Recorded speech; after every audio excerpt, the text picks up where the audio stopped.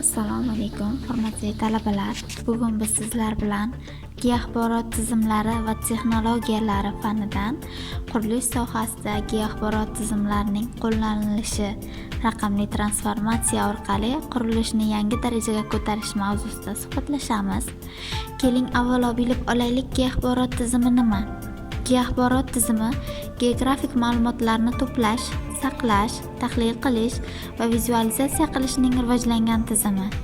Qurilish sohasida joylashuv, rejalashtirish va real vaqt monitoringi uchun asosiy vosita bo'lib xizmat qiladi. Qurilishda giyohvoro tizimlarining asosiy funksiyalari: aniq xaritalanish, qurilish maydonining joylashuv koordinatalarini aniqlash va raqamli xaritalarni yaratish. Resurslar optimallashtirilishi, materiallar va manpower oqimini intellektual boshqarish. Real vaqt monitoringi, loyiha holatini doimiy kuzatish va tezkor boshqarish. Qurilishda xavfsizlikni oshirish, sensorlar va dronlar, ishchilar joylashuvi real vaqtda nazorat qilinadi va xavfli situatsiyalarda ogohlantiriladi. Xavf xaritalashtirishi, xavfli hududlar, tabiiy ofatlar va saqlanish zonalari giyohvoro tizimlarini xaritalarda aniq belgilanadi.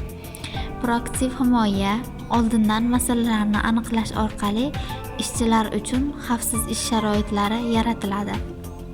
Qurilish sohasidagi samaradorligini oshirish, BIM va GIS integratsiyasi, loyiha boshqaruvi yanada samarali va muvofiqlashtirilib olib boriladi.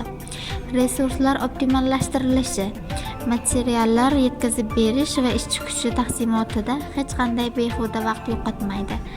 Real vaqt tahlili, muammolarni oldindan aniqlash va darhol hal qilish imkoniyati.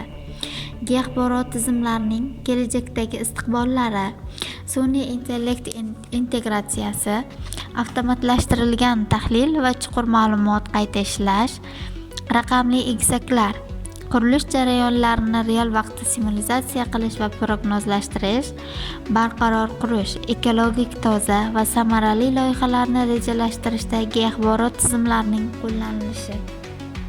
O'zbekistonda giyohvoro tizimlari shaharsozlik, yer resurslarini aqlli boshqarish va optimal rejalashtirish, davlat-xususiy hamkorliklarda qurilish loyihalarida samaradorlik va xavfsizlikni oshirish, ta'lim va tadqiqotda geoinformatika mutaxassislikni rivojlantirish va yangi bilim. Giyohvoro tizimlari yordamida qurilishdagi muammolarni hal qilish, yo'l va infratuzilma loyihalari eng maqbul variant tanlanishi va resurslar samarali ishlatilishi, yer uchastkalarining hisoboti, aniq kadastral ma'lumotlar va doimiy monitoring, tezkor o'zgarish boshqaruvi, qurilish maydonidagi o'zgarishlarni real vaqtda aniqlash va moslashish. Xulosa qilib aytganda, giyohvoro tizimlari samaradorlik va xavfsizlik kaliti hisoblanadi. Raqamli transformatsiya, qurilish jarayonlarini raqamlashtirish va optimallashtirish, sifat va xavfsizlik, innovatsion texnologiyalar orqali qurilish sifati va xavfsizligini oshadi. Kelajakka qarab, giyohvoro tizimlarining keng qo'llanilishi qurilish sohasida tubdan o'zgartiriladi. Bugungi sizlar bilan o'tadigan darsimiz shulardan iborat edi. E'tiboringiz uchun rahmat.